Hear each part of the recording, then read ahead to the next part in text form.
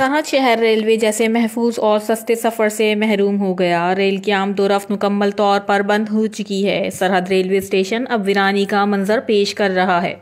सरहद railway station जहां पर कभी रूही एक्सप्रेस ट्रेन की आमद शहर की रौनक को दोबाला करती थी, वहीं पर ट्रेन की सीटी की आवाज़ से सरहद रेलवे स्टेशन की रौनकें बहाल हो जाया करती थीं।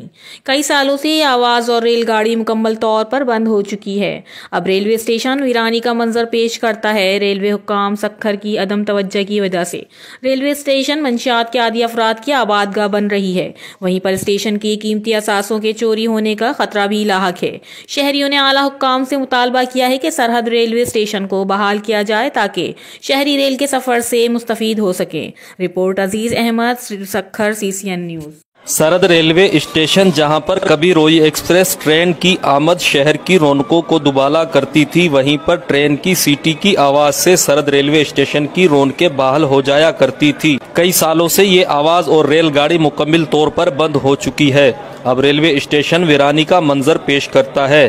3 साल से तकरीबन जो है ना ये गैर फाल पड़ी है। यहाँ रोड़ी एक्सप्रेस रुकती थी जिससे हमें आने जाने में बहुत आसानी होती थी। रेलवे हुकाम सखर की अदम तवज्जो की वजह से रेलवे स्टेशन मंशियात के आदी अफराद की आबादगाह बन रही है। वहीं पर स्टेशन के कीमती असासों के चोरी होने का खतरा भी लाहक है।